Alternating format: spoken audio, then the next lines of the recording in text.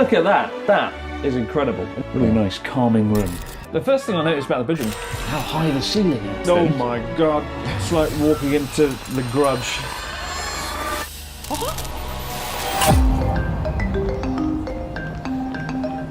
Kyoto, the soul of Japan, and unfortunately not without its problems.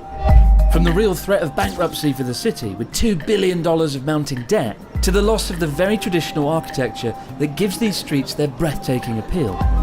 Sadly, it's estimated that 800 Machiya wooden townhouses are demolished every single year, with the vast majority expected to be lost within the next 4 decades. While some are lucky to be renovated, the unfortunate truth is in practice, it's far from popular amongst the city's locals as a costly and complex undertaking. We've come to Kyoto to take a look inside an empty townhouse on the brink of demolition and to discover 6 worrying reasons you might not want to renovate a good old Machiya. But we'll also take a look inside a successfully renovated Machiya to see how well things can go for those willing to put their passion and their pocket money to the test.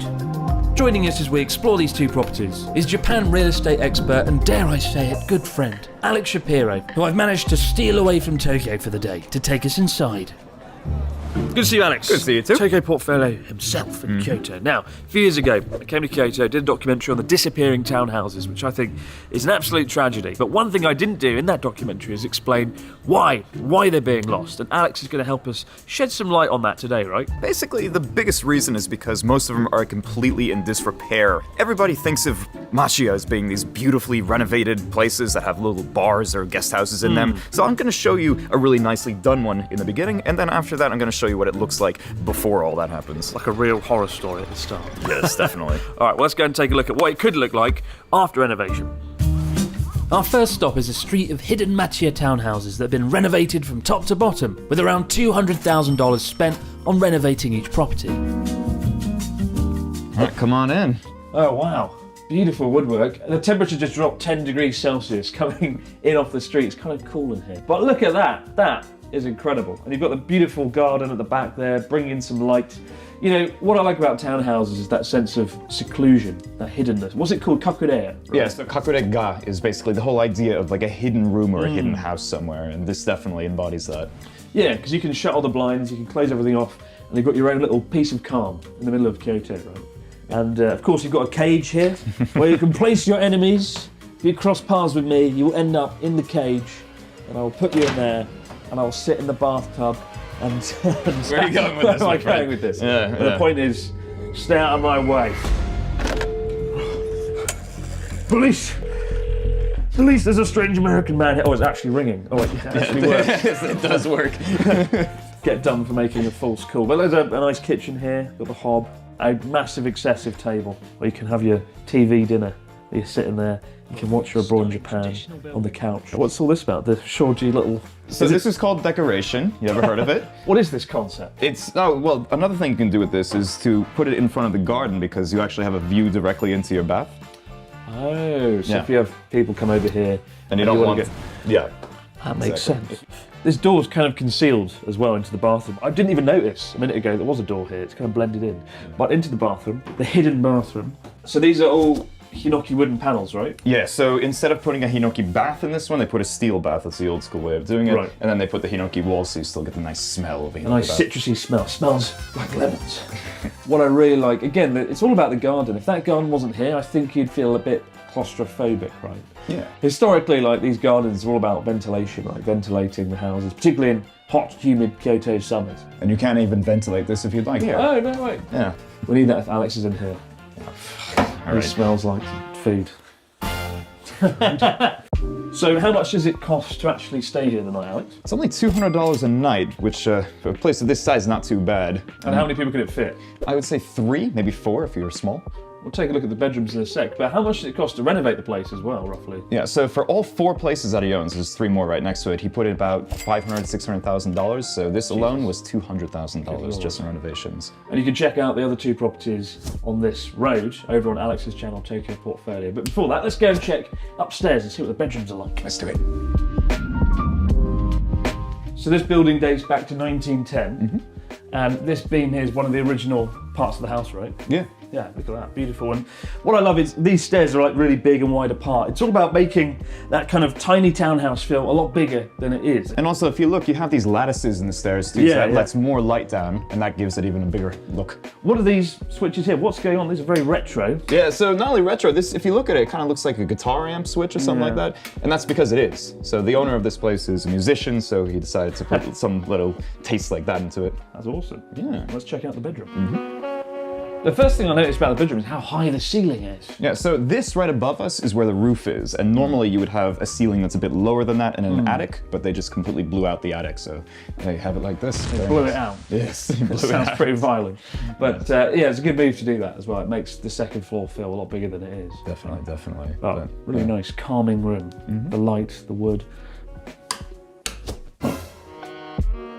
Come on over here. Ooh. So we have a kind of living room area over here. Yeah, the second sitting room, complete with retro 70s amp switches. So satisfying, that You just noise. love those, don't you? I do love it, but not as much as this phone. I love this phone. Look at that. That's pretty bad. Oh, It is unhook. Careful. let's not touch things. Yes. So while this does look like a living room, this is in fact a pull-out. So this could become the third bed for you. Oh, of course, it's a sofa bed. Yeah, You yeah. can fit either one big person or two small people. You decide, choose your own adventure. But the main important thing is, why are there not one, not two, but three windows here? What the hell's going on there? Well, this is specifically for insulation. This is a Right. macchia. This is probably about 100 years old or so. So if you think about it, it's going to be cold. It's made of wood. So they have to put this in or else it's going to be absolutely freezing in here. Right. This place is the ideal version of what people think of when they think of a renovated macchia. Yeah, it's really beautiful. Yeah, so let's go see what an unrenovated macchia looks like. How bad can it really be?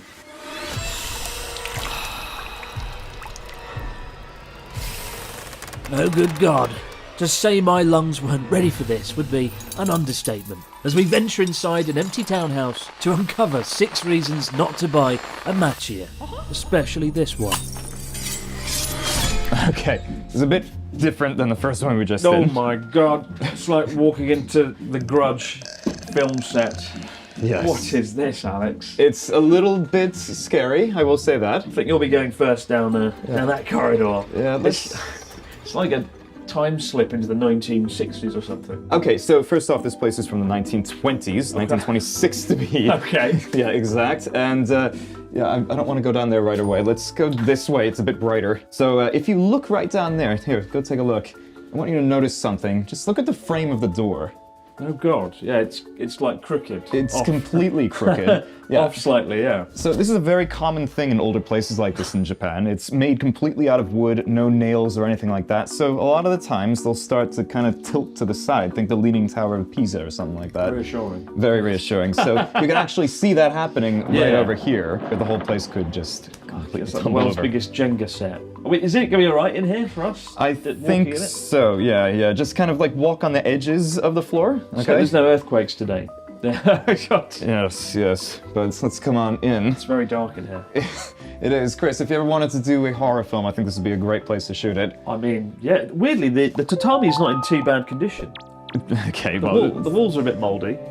So how much is this place? So it's about 70 square meters or 750 square feet-ish, It's quite right? good size. Yeah, it's a decent size, over 2 stories, and it's close to the nearest station, maybe about 5 or 6 minutes. So it's a good area, right? This place is 42 million yen. So, $380,000. What? yeah. No. I mean, the renovation costs alone, $150,000 plus. At least. So this is the second reason not to get an unrenovated one, because you're going to be putting so much money into it. I'd say for something of this size, you'd be looking at about $200,000 to make it completely, good. So, second reason, bankruptcy. Yeah. One modern convenience that this place does have. A stained yellow intercom. Yes, that is an intercom system. It's not on right now, but if somebody's outside, they just put the bell on and you could see their little face. When they sell these, they're like white. That's why it worries me just how yellow that is. Yeah, that would be a lot of cigarette smoke probably. I need to wash my hands now. Okay, so let's go see the kitchen. Whoa. Yes, this is the kitchen, and you can actually see, if you look over here, that it Skylight. kind of goes, all the way up to this. Oh, yeah. So this kind of kitchen is called the hashiri niwa, so basically the running garden, right? That's if you're literally translated. But you can see, you can basically run all the way from the entrance to the back, so hashiri. Right. Yeah, and hence why they call it this. But this is a very old school way of doing kitchens. Yeah, I mean, the wallpaper alone looks like the 1920s personified, doesn't it? So though this house is from the 1920s, the kitchen right here has been pretty recently renovated. You want to take a look? Recent, eh? It says right here Showa 52, so... 1952. Oh, no. No, so that would be, I think, the 1970s, I want to say. Yeah. But Chris, as you can see, you have plenty of counter space over here. Yeah, and mould. It's mold. I mean, this is just horrible. I have a powerful imagination. But even I don't know how the world of fuck you would renovate this kitchen to make it look bearable. Well, let's go and take a look at the bathroom. It can't be much worse than this. This is the dodgiest floor in existence. Listen to, oh my God. Can I even take my weight?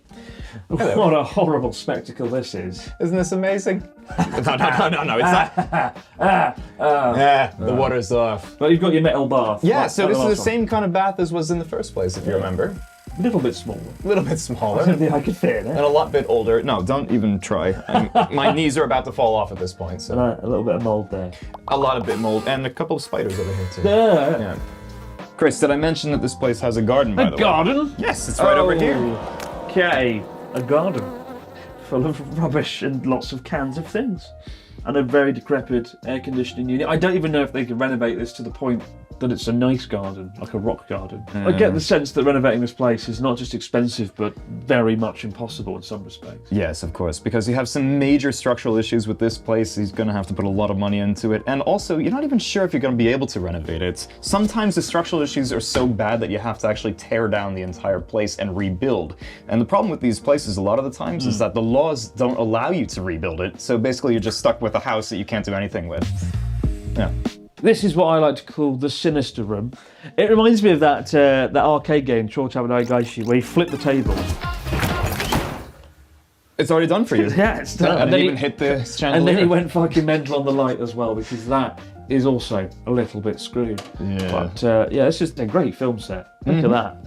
Tell us some more things about why not to buy this house, Alex. So if you look at it from the outside, you can see that they actually share a wall with you. So you can hear them basically breathing at night. So it's that kind of... I mean, you heard people just now, right? I did hear something, yeah. Yeah. It's all one big terrace house. Yes, So, more or less. and the walls are like a joke size. Yeah. But let's go and look at the upstairs of this fine residence and see what we can find. Yes.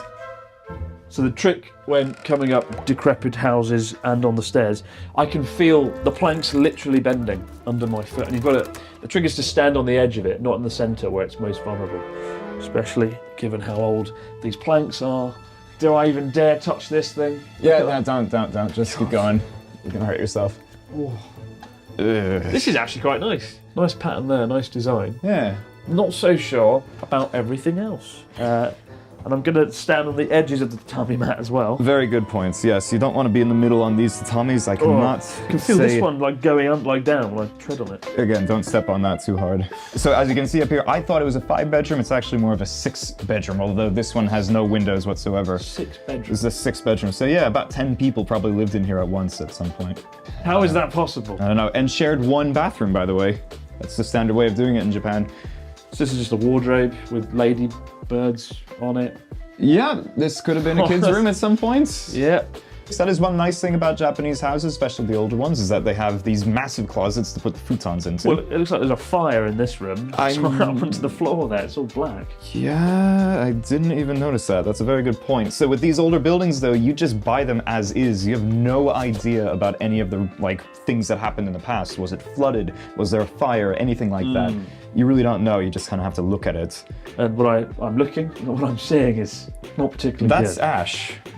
That's definitely ash. I love the way they've left the creepiest looking bit of artwork in the house, and they've probably thought, oh yeah, this will definitely sweeten the deal. That's what people want. We won't leave anything in the house, just the creepy doll thing and the flame grilled cupboard. But look at this, wonderful Kyoto views. Are you ready, viewers? Oh gosh, it's amazing. It's a car park. There's not much insulation here though, Alex, and I feel like we need it because it's very, very cold in here. Yeah, so if you remember from the first place, there were 3 windows. Well, this is what the original windows probably Single looks like. glazing. Yes, very, very single glazed and very, very thin. And the final cupboard, again, looks like a bonfire took place in here. This is definitely the most horror-esque of the 3. But this actually looks kind of deceptively all right. Again, I said earlier, I have a powerful imagination, but even I don't know quite how you could renovate this in a way that was good. Yeah, watch and your the foot. floor has a hole in it, so be careful if you walk around a decrepit house from the 1920s. I don't know how they could renovate this without spending like an incomprehensible sum of money. Yeah, I mean, this place is about $350,000, $380,000. You're going to put about half of that into just renovations, so it's going to be a lot more than what you expected. And then you don't know structurally if it's going to be stable or not. One earthquake could come and the whole thing could fall down. I don't know, it just feels like too risky to actually invest in such a place. Yeah, Would you do it? No.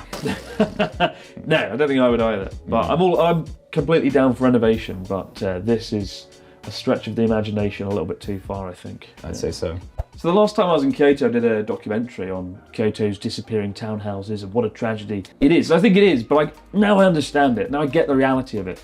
It's not easy to renovate something like this that's over 100 years old, thoroughly decrepit, falling apart. You know, I kind of get it. I kind of see the reality of it now. Yeah, and that's not to say that all places are like this, but most of the places that you'll find on the market are going to be in this kind of shape. So you really, really have to make sure you're finding the right one before you buy it. This is a real bottom of the barrel townhouse. But yeah, it's been cool looking around it. I kind of want to get out before an earthquake comes and the slanty doorway finishes us off. Thank you so much, Alex, as always, for showing us around. You can check out Alex Tokyo Portfolio over on his channel and check out the houses that we didn't go in. But for now, let's get out of here before the grudge fucking comes out the corner. That noise. Let's go. That's horrible.